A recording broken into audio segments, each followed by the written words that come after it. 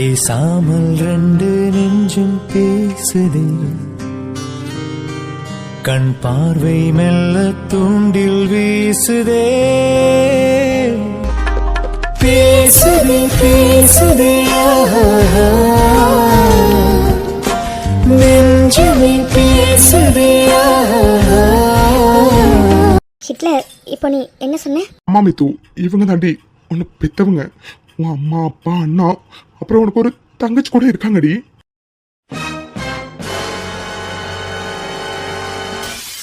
ஆமாடா மேகா, ஆமா, நான் தான் உன்னை பெத்தவடா, நான் தான் உன்னை பெத்தவ. இது நிக்கிறல்லடா, இவர் தாண்டா உன்னோட அப்பா. அப்புறம் இவன் தான் உன்னோட அண்ணன் விக்ரம். அது மட்டும் இல்லடா மேகா, அப்புறம் உனக்கு ஒரு தங்கச்சி கூட இருக்காடா. அவ அப்படியும் ஒன்ன மாதிரியே இருப்பாடா. நீங்க ரெண்டு பேரும் ட்வின்ஸ்டா மேகா, ட்வின்ஸ். மேகா, உண்மையாவே உன்னை பார்த்ததுல எனக்கு எவ்வளவு சந்தோஷமா இருக்குன்னு தெரியுமா? எனக்கு மட்டும் இல்ல, எல்லாருக்குமே ரொம்ப ரொம்ப ரொம்ப சந்தோஷமா இருக்கு மேகா. ஆமாண்டா மேகா, எத்தனை வருஷம் கழிச்சு உன்னை பாக்குறோன்னு தெரியுமாடா? எங்க எல்லாருக்கும் உண்மையாவே ரொம்ப ரொம்ப சந்தோஷமா இருக்குடா, ரொம்ப சந்தோஷமா இருக்குடா. மேகா, உங்க அம்மா எத்தனையோ தடவை சொல்லியிருக்காடா, என் பொண்ணு கண்டிப்பா என்ன தேடி ஒரு நாள் வருவான்னு. ஆனா அவ சொல்றப்படா நாங்க நம்பினதே இல்லடா. ஆனா அவளோட நம்பிக்கை ஜெயிச்சிருச்சுடா. அவ சொன்ன மாதிரி எங்க பொண்ணு மேகா, நீ எங்களை தேடியே வந்துட்டடா, வந்துட்ட. உண்மையாவே எங்க எல்லாருக்கும் எவ்வளவு சந்தோஷமா இருக்குன்னு தெரியுமாடா மேகா, தெரியுமா? ஆமாடா மேகா, ஆமா, எல்லாருமே நீ திரும்பி வரமாட்டாங்கன்னு எத்தனையோ தடவை சொல்லியிருக்காங்கடா. ஆனா நான் உன்னை பெத்தவடா, நான் உன்னை பெத்தவ. எனக்கு தெரியாதா என் பொண்ணு திரும்பி வருவாளா வரமாட்டாளான்னு? எல்லார்கிட்டையும் நான் சொன்னேன்டா. இத்தனை வருஷமா நான் பட்ட கஷ்டத்துக்கு இன்னைக்கு பலன் கிடைச்சிருச்சுடா மேகா, கிடைச்சிருச்சு. நான் ஆசாசியா பெத்த என் பொண்ணு மேகா என் கண்ணு முன்னாடி நிக்கிறா. இத்தனை வருஷமா அம்மா உன்னை பிரிஞ்சு இருந்துட்டேன்டா மேகா. இதுக்கு மேல அம்மா உன்னை பிரிஞ்சு இருக்க மாட்டேன்டா. ஒரு நிமிஷம் கூட உன்னை பிரிஞ்சு இருக்க மாட்டேன்டா மேகா, இருக்க மாட்டேன். என்னை விட்டு மறுபடியும் போயிடாதடா மேகா. நீ அம்மா கூட இருடா, அம்மா கூடவே இரு. ஆமாண்டா மேகா, இத்தனை வருஷம் பிரிஞ்சது போதுண்டா. இதுக்கு மேலே ஒண்ணு பிரிய நாங்க தயாரா இல்லடா. இனிமே எங்க பொண்ணா நீ எங்க கூடவே இருந்துருடா, எங்க கூடவே இருந்துருடா. ஐயோ போதும், எல்லாரும் கொஞ்சம் நிறுத்துறீங்களா? மேகா மேகா, என்னாச்சுடா? ஐயோ போதும், தயவு செஞ்சு என்ன மேகா மேகான்னு மறுபடியும் கூப்பிடாதீங்க. என் பேரு மித்ரா, மித்ரா. மித்து, இப்ப எதுக்கு நீ இவ்வளவு கோபப்படுற மித்து? கொஞ்சம் அமைதியா இரு. நீ சும்மா ஹிட்லர். இவ்வளவு நேரம் இவங்க எல்லாரும் பேசினதை நான் பொறுமையா கேட்டேன்ல, இப்போ நான் பேசணும், பேசியே ஆகணும். ஆதி தம்பி, நீங்க கொஞ்சம் அமைதியா இருங்க. மேகா, என்னடா பேசுன எங்க கிட்ட? பேசுடா, பேசு. இத்தனை வருஷம் நீ வரமாட்டியா, எங்க கூட பேச மாட்டியாந்தாண்டா நாங்க எல்லாரும் காத்திருந்தோம். இதோ இன்னைக்கு அதுக்கான நேரம் வந்திருக்கடா. உனக்கு என்ன பேசுன்னு தோணுதோ பேசுடா மேகா, பேசுடா. பாருங்க, இன்னொரு வாட்டி யாராச்சும் என்ன மேகான்னு கூப்பிட்டீங்க, அவ்வளவுதான் சொல்லிட்டேன். என் பேர் மித்ரா, மித்ரா மட்டும்தான். அம்மா, இவ்வளவு நேரம் ஏதோ இத்தனை வருஷம் என்ன பிரிஞ்சு இருந்ததுனால கஷ்டப்பட்டேன்னு சொன்னீங்களே, என்ன கஷ்டப்பட்டுட்டீங்க அப்படி? என்ன கஷ்டப்பட்டுட்டீங்க அப்படி? மேகா, என்னடா இப்படி எல்லாம் கேக்குற? அம்மா உன்னை நினைக்காத நாளே இல்லடா. நீ எப்ப வருவேன்னு நான் காத்திருக்காத நாளே இல்லடா மேகா. நீ இல்லாம எவ்வளவு கஷ்டப்பட்டேன்னு அம்மாவுக்கு மட்டும்தான்டா தெரியும். ஏன்டா இப்படி எல்லாம் பேசுற? போதும், நிறுத்துறீங்களா? மறுபடியும் உங்களை என் அம்மான்னு சொல்லாதீங்க. எனக்கு சத்தியமா அதை கேட்கவே பிடிக்கல. மேகா, ஏன்டா இப்படி எல்லாம் பேசுற? மேகா, நான் அம்மாடா. என்ன அம்மாவா? எத்தனை வருஷம் கழிச்சு அம்மா? எத்தனை வருஷம் கழிச்சு? ஒரு குழந்தைக்கு இவங்க தான் உங்க அம்மான்னு அப்பா சொல்லுவாரு. இவர் தான் உங்க அப்பா, இவன் தான் உன் அண்ணன், இவ தான் உன் தங்கச்சின்னு அம்மா சொல்லுவாங்க. ஆனா எனக்கு இத்தனை வருஷம் கழிச்சு இவங்க தான் உன் அம்மா, இவர் தான் உன் அப்பா, இவன் தான் உன் அண்ணன், இவ தான் உன் தங்கச்சின்னு என்ன கட்டின என் புருஷன் சொல்றாரு. இந்த மாதிரி ஒரு நிலைமை எந்த குழந்தைக்காச்சும் வருமா? சொல்லுங்க சொல்லுங்க. Mithu, please calm down. இல்ல ஹிட்லர், இல்ல, நான் பேசியே ஆகணும். இத்தனை வருஷமா கஷ்டப்பட்டேனே இல்லாம கஷ்டப்பட்டேன்னு ஆளாளுக்கு சொன்னாங்களே ஹிட்லர். நான் என்னெல்லாம் கஷ்டப்பட்டேன்னு இவங்களுக்கு தெரிய வேண்டாம். தெரிஞ்சுக்கணும் ஹிட்லர், தெரிஞ்சுக்கணும், தெரிஞ்சுக்கிட்டே ஆகணும் இவங்கெல்லாம். என்ன பிரிஞ்சு எல்லாரும் கஷ்டப்பட்டேன்னு சொன்னீங்களே, எல்லாரும் எப்படி கஷ்டப்பட்டீங்க? இவ்வளோ வசதி வாய்ப்பான ஒரு வாழ்க்கையோட தானே கஷ்டப்பட்டீங்க. ஆனா நான் எப்படி கஷ்டப்பட்டேன்னு தெரியுமா? நான் வளர்ந்த ஹோம் ஒன்றும் அவ்வளோ பெரிய ஹோம்லாம் கிடையாது, சின்ன ஹோம்ல தான் வளர்ந்தேன். அந்த ஹோம்ல ஸ்பான்சர்லாம் அடிக்கடிலாம் வரமாட்டாங்க, எப்பயாச்சும் தான் வருவாங்க. சாப்பாடெல்லாம் எவ்வளோ கம்மியாக சாப்பிட்ருக்கேன்னு தெரியுமா உங்களுக்கு? ஏன்னா இருக்கிற கொஞ்சம் சாப்பாடு எல்லா குழந்தைங்களுக்கும் வேணும்னு நிறந்து தான் வைப்பாங்க. சில நாள் நிறைய பசிக்கும், ஆனால் சாப்பாடு இருக்காது. சில நாள் நிறையா புது துணிலாம் போட்டுக்கணும்னு ஆசையாக இருக்கும், ஆனால் இருக்காது. ஏன்னா வாங்கி கொடுக்கறதுக்கு ஆள் இருக்க மாட்டாங்க. யாராச்சும் வந்து ஸ்பான்சர் பண்ணினாதான் உண்டு. 3 வயசு 4 வயசு வரைக்கும் புது துணி போட்டுக்கணும்னு எவ்வளோ ஆசைப்பட்டிருக்கேன்னு தெரியுமா?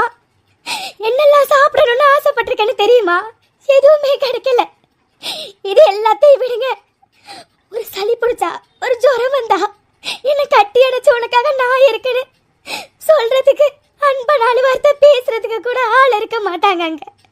நான் எவ்வளவு கஷ்டப்பட்டேன்னு தெரியுமா? அந்த வயசுல மதர் கிட்ட போய் கேளுங்க, டெய்லியும் போய் கேட்டுக்கிட்ட போய் நிப்பேன். மதர் என்ன தேடி யாராச்சும் வருவாங்களா, இன்னைக்கு அம்மா வருவாங்களா, என் அப்பா வருவாங்களான்னு கேட்காத நாளே இருக்காது. அத்தனை வாட்டி போய் கேட்டிருக்கேன். அங்கே உள்ள நிறைய குழந்தைங்களுக்கு அவங்க அம்மா அப்பா சொந்தக்காரவங்க நிறைய பேர் வந்திருக்காங்க. ஆனால் எனக்கு யாருமே வந்ததில்லை. விவரம் தெரியாத வரைக்கும் எதுவும் தெரியல. எப்போ விவரம் தெரிய ஆரம்பிச்சிச்சோ அப்போ அன்புக்காக எவ்வளோ ஏங்கினேன்னு எனக்கு தான் தெரியும். ஸ்கூல் போகும்போது குழந்தைங்களை கூட்டிட்டு வர்றதுக்கெல்லாம் அம்மா அப்பான்னு யாராச்சும் ஒருத்தவங்க வருவாங்க. ஆனால் நாங்களாம் தனியாக போவோம், தனியாக வருவோம். பேரண்ட்ஸ் டீச்சர் மீட்டிங்ஸ்லாம் நடக்கும், எங்களுக்காக எங்கள் மதர் தான் வருவாங்க. எத்தனையோ தடவை ஏங்கியிருக்கேன், மதர் கிட்ட கேட்டிருக்கேன், மதர் பேரண்ட்ஸ் டீச்சர் மீட்டிங்க்கு அப்பா அம்மா தானே வரணும் மதர், நீங்கள் ஏன் வரீங்கன்னு. ஆனால் எங்களுக்கெல்லாம் வேற வழி இல்லையே, மதர் தான் வருவாங்க. ஒரு நைட்டும் உங்களுக்கு எவ்வளோ நிம்மதியாக போயிருக்கோம். ஆனால் எனக்கு நிம்மதியாக ஒரு நைட்டு கூட சின்ன வயசில் போனதே இல்லை. சின்ன வயசுல ஒரு குழந்தை எதெல்லாம் அனுபவிக்கணுமோ அது எதையுமே நான் அனுபவிச்சது கிடையாது. ஏன்னா எங்க ஹோம் அப்படி ஸ்பான்சர் வரமாட்டாங்க, விளையாடுறதுக்கு பொருள்லாம் இருக்காது எதுவுமே. ஆனா ஆசையா இருக்கும், ஏதாச்சும் குழந்தை வச்சு விளையாடும் போது நான் வாங்கி கொடுக்கறதுக்கு ஆள் இருக்க மாட்டாங்க. மற்ற குழந்தைங்களை பார்க்கறதுக்கு கூட மாசத்துக்கு ஒரு தடவை அவங்க சொந்தக்காரவங்க அப்படி இப்படின்னு யாராச்சும் வருவாங்க. ஆனா எனக்கு யாரும் வந்ததே இல்லை. எவ்வளோ நாள் நான் நைட்ல அழுதுருக்குன்னு தெரியுமா? மழை பெஞ்சா இடி இடிக்கும், அவ்வளோ பயமா இருக்கும். ஒன்றும் இல்லைம்மா பயப்படாதனா அணைச்சிக்க கூட யாரும் எடுக்க மாட்டாங்க. எவ்வளோ கஷ்டப்பட்டிருக்கேன்னு தெரியுமா? அந்த சின்ன வயசுல எவ்வளோ கஷ்டப்பட்டிருக்கேன்னு தெரியுமா? ஆனா எனக்கு கடவுள் நீ ரொம்ப கஷ்டப்பட வேண்டாம், நீ நிறைய கஷ்டப்பட்டுட்ட, இதுக்கப்புறம் நீ சந்தோஷமா இருக்கணும் அப்படிங்கிறதுக்காகவே ஒருத்தவங்களை அனுப்பி வச்சாரு. கடவுளுக்கே நான் அன்புக்காக ஒரு நாள் எவ்வளோ ஏங்குறேன்னு தெரிஞ்சிருக்கு போல. அதனாலதான் 2 தேவதைகளை என் லைஃப்ல அனுப்பி வச்சாரு. ஒன்று லக்ஷ்மிமா, இன்னொன்று வைஷு. அவங்க 2 பேர் மட்டும் இல்லைன்னா இன்னைக்கு உங்க முன்னாடி இந்த மித்ரான்னு ஒருத்தி இருந்திருக்கவே மாட்டா. இப்ப நான் வாழ்ற வாழ்க்கை அவங்களால மட்டும்தான். அதுவும் என் லக்ஷ்மிமா, அவங்க வயத்துல நான் ஏன் பிறக்கலன்னு ஃபீல் பண்ணாத நாளே இல்லை. வைஷு மாதிரி தான் என்னையும் பார்த்துக்கிட்டாங்க. நான் எதுக்கும் ஏங்க கூடாதுன்னு எல்லாமே பண்ணினாங்க. அவங்களால என்ன முடியுமோ அது எல்லாத்தையுமே எனக்காக பண்ணினாங்க. அவங்க மட்டும் இல்லைனா இன்னைக்கு இந்த மித்ரா இல்லை. 8 வயசு வரைக்கும் எனக்கு சாப்பாடு ஊட்டி விட யாரும் வரமாட்டாங்களா? என் மேல அன்பு காட்ட யாரும் வரமாட்டாங்களா? ஆசையா பேச யாரும் வரமாட்டாங்களா? என்ன மடியில வச்சு தூங்க வைக்க யாரும் வரமாட்டாங்களா? நான் அவ்வளோ ஏங்கியிருக்கேன். ஆனா லக்ஷ்மி அம்மா என் வாழ்க்கைக்குள்ள வந்ததுக்கு அப்புறம் தான் என் ஏக்கம் எல்லாமே போச்சு. ஏன்னா அவங்க பெத்த பொண்ணு வைஷு மாதிரியே தான் என்னைய அவங்க பார்த்துக்கிட்டாங்க. ஒரு படி அதிகமாகவே என்ன அவங்க அவ்வளோ பத்திரமா பார்த்துக்கிட்டாங்க. உண்மையை சொல்லணும்னா என் லக்ஷ்மி அம்மா என் லைஃப்ல வந்ததுக்கு அப்புறம் தான் 3 வேளை சாப்பாட்டை நான் வயிறார சாப்பிட்ருக்கேன். 8 வயசு வரைக்கும் என்ன பெத்தவங்க என்ன தேடிட்டு வரமாட்டாங்களான்னு அந்த ஹோமோட கேட் வாசல்ல எத்தனை நாள் நின்றுருக்கேன்னு தெரியுமா? ஒரு நாள் கூட விடாம டெய்லியும் போய் நிற்பேன். ஆனா யாரும் என்ன தேடி வந்ததே கிடையாது. அப்போ எனக்கு தெரியாது லாஸ்ட் வரைக்கும் யாரும் என்ன தேடி வரமாட்டாங்கன்னு. ஆனா அன்புனா என்ன, பாசம்னா என்ன, அக்கறைனா என்ன, எல்லாத்தையுமே எனக்கு தடவை காட்டினது லக்ஷ்மி அம்மா தான். லக்ஷ்மி அம்மா தான். அவங்களும் வயசும் என் லைஃப்ல வந்ததுக்கு அப்புறம் தான் அன்புனா இப்படிதான் இருக்கும், அரவணைப்புனா இப்படிதான் இருக்குன்னு எனக்கு புரிஞ்சது. 8 வயசு வரைக்கும் வேணும்னா உங்க எல்லாரையும் நான் எதிர்பார்த்து காத்திருந்திருக்கலாம். ஆனா 8 வயசுக்கு அப்புறம் நான் அப்பவே முடிவு பண்ணிட்டேன், இதுக்கப்புறம் என் வாழ்க்கையில லக்ஷ்மி அம்மாவும் வயசும் மட்டும் போதும், என்ன பெத்தவங்க வேண்டாம், இத்தனை வருஷம் வராதவங்க இதுக்கு மேல எனக்கு தேவையில்லைன்னு.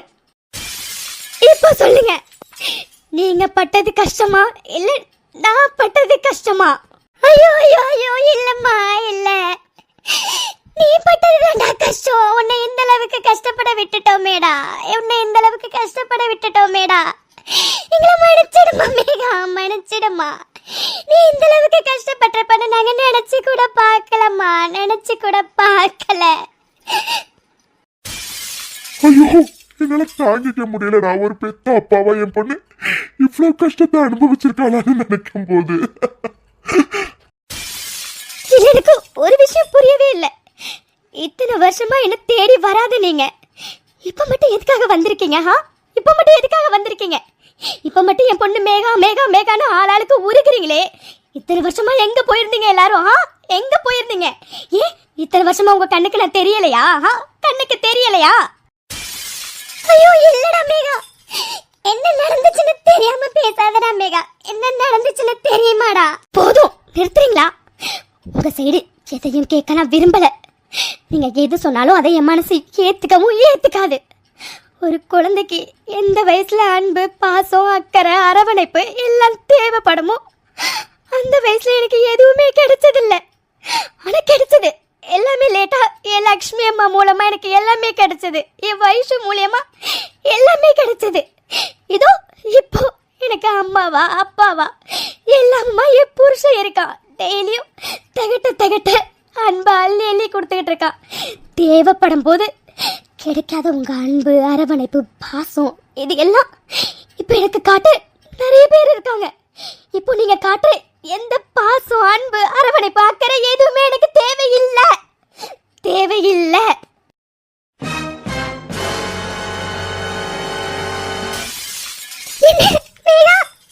அப்படிலாம் சொல்லாதம்மா, சொல்லாதம்மா. இங்க பாருங்க, உங்களுக்கு வேணும்னா இத்தனை வருஷம் கழிச்சு நான் தேவைப்படலாம். ஆனா எனக்கு நீங்க யாருமே எனக்கு தேவையில்லை. ஏன்னா நீங்க யாருமே எனக்கு தேவைப்படும் போது எந்த அன்பு, பாசம், அக்கறை, அரவணைப்புன்னு எதுவுமே கொடுக்கல. அப்படி இருக்கும்போது இப்ப எனக்கு எல்லாத்தையும் கொடுக்கறதுக்கு நிறைய பேர் இருக்காங்க. எனக்கு நீங்க யாருமே தேவையில்லை. இத்தனை வருஷம் நீங்க எல்லாரும் எப்படி நான் இல்லாம ஒரு வாழ்க்கையை வாழ்ந்தீங்களோ அதே மாதிரி இதுக்கப்புறமும் தயவு செஞ்சு வாழ்ந்துக்கோங்க. இதுக்கு முன்னாடி உங்க யாரையுமே நான் என் வாழ்க்கையில வரணும்னு எதிர்பார்த்ததே கிடையாது. இதுக்கப்புறமும் அப்படிதான். என்னோட உலகத்துல அம்மானா அது லக்ஷ்மி அம்மா மட்டும்தான், என் சிஸ்டர்னா அது வயசு மட்டும்தான். அப்புறம் எல்லாத்துக்கும் மேல அம்மாவா அப்பாவா அண்ணனா தங்கச்சியா எல்லாத்துக்கும் மேல என் புருஷன் ஆதி, இவங்க மட்டும் எனக்கு போதும். நீங்க யாருமே எனக்கு வேண்டாம் வேண்டாம் வேண்டாம். தயவு செஞ்சு இதுக்கப்புறம் என் கண்ணு முன்னாடி வராதீங்க. உங்களை பார்க்க கூட நான் விரும்பல. Please please please. நீயா என்னம்மா இப்படி எல்லாம் பேசுற? இத்தனை வருஷம் கழிச்சு உன்னை பார்த்திருக்கோன்னு எல்லாரும் எவ்வளவு சந்தோஷப்பட்டோன்னு தெரியுமாடா? நீ அப்படி சந்தோஷப்பட்டிருப்பன்னு நினைச்சோம்டா நாங்க. நீ என்னடா மெகா இப்படி எல்லாம் பேசுற? சந்தோஷப்பட்டிருப்பனே. நான் அன்புக்காகவும் அரவணைப்புக்காகவும் ஒரு நாளும் ஏங்கினல்ல, அப்போ நீங்களாம் வந்திருந்தா சந்தோஷப்பட்டிருப்பேன். ஆனா இப்போ எனக்கு அன்பு காட்ட நிறைய பேர் இருக்காங்க. அதனால உங்களோட அன்பு, பாசம், அரவணைப்பு, அக்கறை இது எதுவுமே எனக்கு தேவையில்லை. இப்படிலாம் பேசாதடா, அம்மாவுக்கு கஷ்டமா இருக்குடா. உன்னை பெத்தவடானா, உன்னை பெத்தவடா. வாயால இப்படி கேட்கும்போது என்னால தாங்கிக்க முடியலடா மேகா, தாங்கிக்க முடியலடா. இது போதும், நிறுத்துறீங்களா? நான் மறுபடியும் சொல்றேன், எனக்கு அம்மானா அது லக்ஷ்மி அம்மா மட்டும்தான். வேற யாரையும் என்னால அம்மாவை ஏத்துக்க முடியாது முடியாது முடியாது. உன் கோவம் நியாயமான ஒண்ணுதான்டா. ஆனா என்ன நடந்துச்சுன்னு தெரியாமலே நீ பேசிக்கிட்டு இருக்க மேகா. முதல்ல என்ன நடந்துச்சுன்னு தெரிஞ்சுக்கோடா. வேணும்னு உன்னை யாரும் விட்டுட்டு போகலடா மேகா. ஆமா மேகா, நீ கோவப்படுறது நியாயமான ஒண்ணுதான். ஒரு இடத்துல யாரு இருந்திருந்தாலும் இப்படிதான் கோவப்பட்டிருப்பாங்க. ஆனா என்ன நடந்துச்சுன்னு ஒரு தடவை கேளு மேகா, அப்ப உனக்கே எல்லாம் புரிய வரும். ஆமாண்டா மேகா, உன் கோவம் நியாயமான ஒண்ணுதான்டா. இத்தனை வருஷம் வராத நீங்க இப்ப மட்டும் எதுக்கு வந்திருக்கீங்க அப்படின்னு கேக்குறது நியாயமான கேள்விதான். ஆனா என்ன நடந்துச்சுன்னு ஒரு வாட்டி கேளுடா மேகா, கேளுடா. அப்பதான்டா உனக்கு புரியும். ஐயோ போதும், எல்லாம் நிறுத்துங்க. எதுவும் நான் புரிஞ்சுக்க விரும்பல, எதையும் தெரிஞ்சுக்கவும் நான் விரும்பல. என்னை பொறுத்த வரைக்கும் இத்தனை வருஷம் எனக்காக வராத நீங்க இதுக்கப்புறம் எனக்கு தேவையில்ல, அவ்வளோதான். இத்தனை வருஷம் எப்படி நான் இல்லாம நீங்க ஒரு வாழ்க்கையை வாழ்ந்தீங்களோ அதே மாதிரி இதுக்கப்புறமும் வாழுங்க. தயவு செஞ்சு என்ன தேடி மறுபடியும் வராதீங்க ப்ளீஸ். மேகா ப்ளீஸ் தயவு செஞ்சு புரிஞ்சுக்கடா. வேணும்னு நாங்க யாருமே உன்னை விடலடா மேகா. அதுக்கு என்ன நடந்துச்சுன்னு தெரியுமாடா? ஐயோ போதும், எதையும் தெரிஞ்சுக்க நான் விரும்பல. அதை தெரிஞ்சுக்கிட்டும் நான் எதுவும் பண்ண போறதும் கிடையாது. ஏன்னா நீங்க எல்லாம் வேண்டான்னு நான் இன்னைக்கு நேத்தி முடிவு எடுக்கல. இந்த முடிவு நான் எப்பவோ எடுத்தது. அதுலேருந்து நான் மாற போறதும் கிடையாது. எனக்கு நீங்க யாருமே தேவையில்லை, யாருமே தேவையில்லை. இங்க நிக்கிற ஒரு நொடியும் எனக்கு நெருப்பு மேல நிக்கிற மாதிரி இருக்கு. இத்தனை வருஷம் எப்படி நீங்க நான் செத்து போயிட்டதா நினைச்சு இருந்தீங்களோ அதே மாதிரி இப்பவும் நான் செத்து போயிட்டேன்னு நினைச்சுக்கோங்க. தயவு செஞ்சு இதுக்கப்புறம் என் கண்ணு முன்னாடி யாரும் வராதீங்க. உங்க யாரையுமே எனக்கு பார்க்க கூட பிடிக்கல. Good bye. இப்படிலாம் பேசாதடா. இவங்களெல்லாம் பார்க்கறதுக்காக தான் என்ன இங்க நீ கூட்டிட்டு வந்திருக்கேன்னு எனக்கு முன்னவே தெரிஞ்சிருந்துச்சுன்னா நான் சத்தியமா இந்த வீட்டு வாசல கூட மிதிச்சிருந்திருக்க மாட்டேன் ஹிட்லர். ஏன்னா உனக்கு நல்லா தெரியும்ல நான் எவ்வளோலாம் கஷ்டப்பட்டிருக்கேன்னு. தெரிஞ்சும் நீங்க என்ன கூப்பிட்டு வந்திருக்கனா ஏன் ஹிட்லர்? போது ஹிட்லர், இதுக்கு மேல என்னால ஒரு நொடி கூட என்னால எங்க நிக்க முடியாது. நான் வெளியில போறேன் ஹிட்லர், நான் வெளியில போறேன். மேகா மேகா நில்லுமா. ஒரு வாட்டி அம்மா சொல்றதை கேளுமா, போகாதம்மா, நில்லுமா மேகா. நீங்களாச்சும் மேகாவை கூப்பிட்டு அவளை வர சொல்லுங்க. இத்தனை வருஷமா அவளை பிரிஞ்சு நிறைய கஷ்டப்பட்டுட்டாங்க. இதுக்கு மேல என்னால முடியாதுங்க.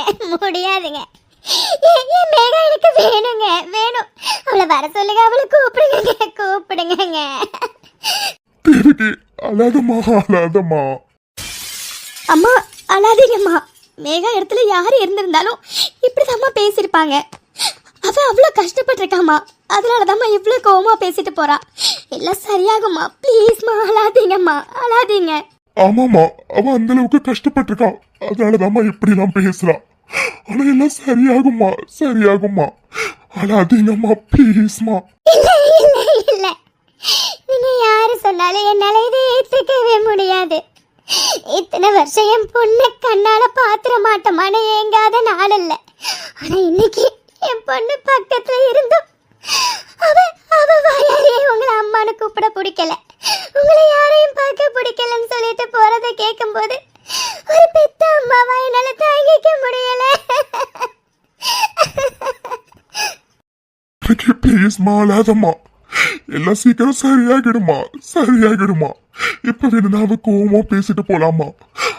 அவ லேட்டா புரிஞ்சுக்கிட்டு மறுபடியும் உன்னை தேடி வருவாமா. ப்ளீஸ்மா நீ அழாதம்மா. எப்படிங்க அழாம இருக்க சொல்றீங்க? இத்தனை வருஷம் தான் என் பொண்ணு பிரிஞ்சு நான் இருந்துட்டேன்.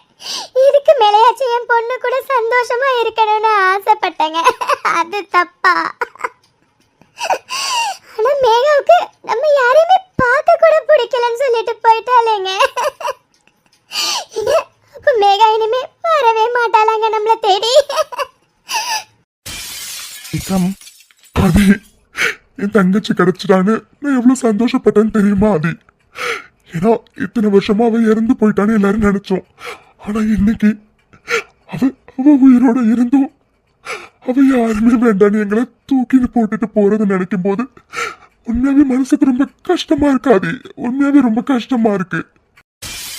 விக்ரம், உங்க எல்லாரோட எமோஷன் ஃபீலிங்ஸ் எல்லாமே எனக்கு புரியுது விக்ரம். ஆனா மித்து நிலைமையில இருந்தும் நீங்க யோசிக்கணும்ல. ஏன்னா மித்து எப்படிலாம் கஷ்டப்பட்டிருக்கான்னு எனக்கு நல்லா தெரியும் விக்ரம். அவ உங்களை பத்திலாம் நான் பேசினாவே அதை வேண்டான்னு தான் சொல்லுவான். அவங்கள பத்திலாம் எதுக்கு தேவையில்லாம பேசுறேன்னு தான் சொல்லுவா விக்ரம். நான் நினைச்சதே வேற விக்ரம்.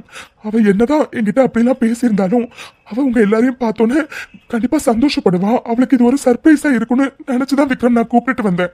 ஆனா இப்படி நடக்கும்னு நான் கொஞ்சம் கூட நினைக்கல விக்ரம். I'm really sorry.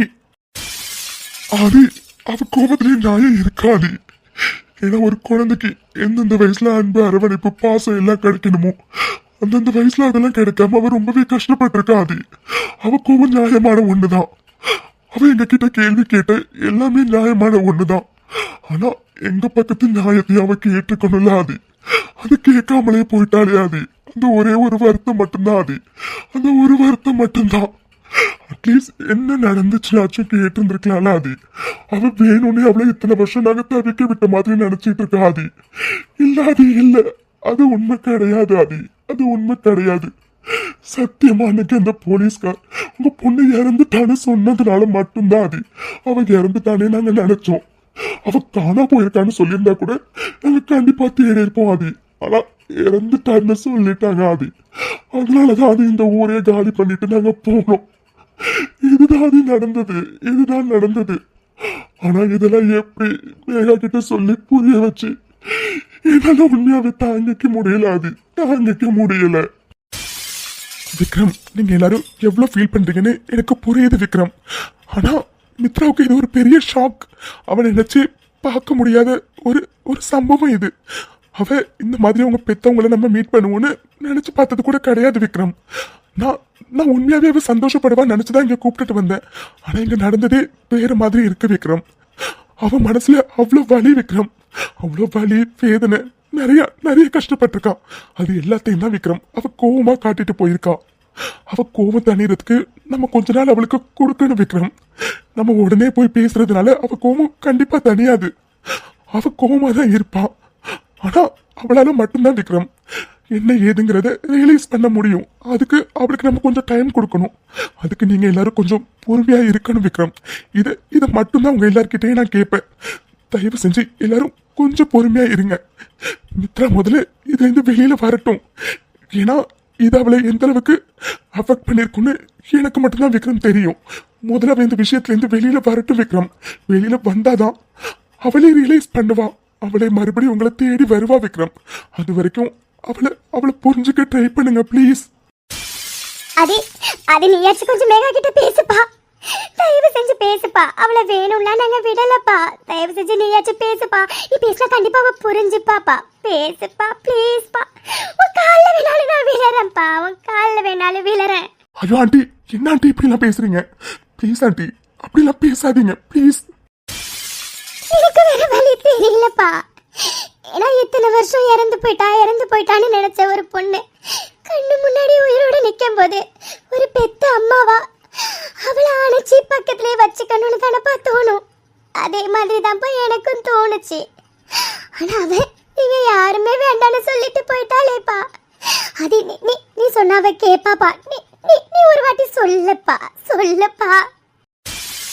ஆமாடி, நீங்க சொன்னா கண்டிப்பா மேகா கேப்பா. ப்ளீஸ் ஆதி, தயவு செஞ்சு எங்களோட நிலைமையும் அவளுக்கு கொஞ்சம் சொல்லி புரிய வச்சு அவளை மறுபடியும் இங்க கூப்பிட்டு வாங்க Aadhi. Please Aadhi, please. Aunty please aunty, அழாதீங்க சார் ப்ளீஸ். உங்களோட எல்லாரோட எமோஷனும் எனக்கு புரியுது. எல்லாரும் எவ்வளோ ஃபீல் பண்றீங்கன்னு எனக்கு நல்லாவே தெரியுது. ஆனா மித்து பக்கம் உள்ள நியாயத்தை நம்ம பார்க்கணும்ல சார். அவ்வளோ வலி, வேதனை நிறைய அனுபவிச்சிருக்கா சார். சின்ன வயசுலேருந்து நிறைய கஷ்டப்பட்டிருக்கா. அது எல்லாம் தான் இன்னைக்கு கோவமா அவ காட்டிட்டு போயிருக்கா. அவளுக்கு இருக்கிறது கோவம் மட்டும்தான் சார், வெறுப்பு இல்லை. அந்த கோவம் போறதுக்கு நம்ம கொஞ்சம் டைம் கொடுக்கணும் சார். அது வரைக்கும் எல்லாரும் கொஞ்சம் பொறுமையா இருங்க. நான் கண்டிப்பா மித்துக்கிட்ட பேசுறேன் சார், கண்டிப்பா பேசுறேன். ஆனா எல்லாமே ஒரே நாள்ல மாறிடாது சார். கொஞ்ச நாள் எனக்கு டைம் கொடுங்க சார். மித்துக்கிட்ட பேசி நான் எப்படி புரிய வைக்கணுமோ அப்படி புரிய வச்சு உங்க பொண்ணை உங்க கூட சேர்த்து வைக்க வேண்டியது என்னோட பொறுப்பு சார். ப்ளீஸ் நீங்க யாரும் ஃபீல் பண்ணாதீங்க. ப்ளீஸ் ஃபீல் பண்ணாதீங்க யாரும். மண்டர் ஆதி சொல்ற மாதிரி மேகா கோபத்திலையும் நான் இருக்குடா. அவ இப்ப பேசினது ஃபுல்லாவே அவளோட வலி வேதனையை தான் கோவமா வெளிப்படுத்திட்டு போயிருக்கா. கண்டிப்பா ஒரு நாள் அவ நம்மள புரிஞ்சுப்பாடா. அதுக்கான டைமை நம்ம கண்டிப்பா அவளுக்கு கொடுக்கணும். அது வரைக்கும் நம்ம எல்லாரும் பொறுமையா இருக்கணும் டாட். பொறுமையா இருக்கணும். ஆனா கண்டிப்பா ஒரு நாள் நம்ம மேகா நம்மள புரிஞ்சுக்கிட்டு வருவா டாட். அது வரைக்கும் நம்ம எல்லாரும் ஆதி சொல்ற மாதிரி கொஞ்சம் பொறுமையா இருக்கலாம். அது நீ சொல்றதெல்லாம் சரிதான்ப்பா. என் பொண்ணு மேகாவை என் கூட சேர்த்து வச்சிருவேல்லப்பா. ஆண்டி, உங்களுக்கு நான் வாக்கு கொடுக்குறேன் ஆண்டி. உங்க பொண்ணு மேகாவை உங்ககிட்ட சேர்த்து வைக்க வேண்டியது என்னோட பொறுப்பு. ஆனா அதுக்கு நீங்க எனக்கு டைம் கொடுக்கணும் ஆண்டி. ஏன்னா எல்லாமே ஒரே நாள்ல சரியாகிடாது இல்ல.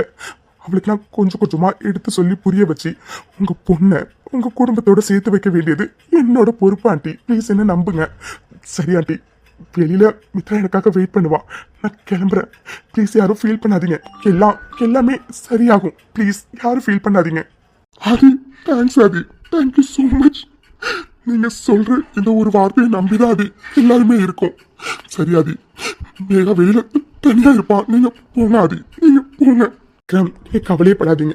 உங்க தங்கச்சியை உங்க குடும்பத்தோட சேர்த்து வைக்க வேண்டியது என்னோட பொறுப்பு. நான் உங்க எல்லாருக்கும் வாக்கு தரேன். உங்க பொண்ணை உங்க குடும்பத்தோட சேர்த்து வைக்க வேண்டியது என்னோட பொறுப்பு. சரி, நான் கிளம்புறேன்.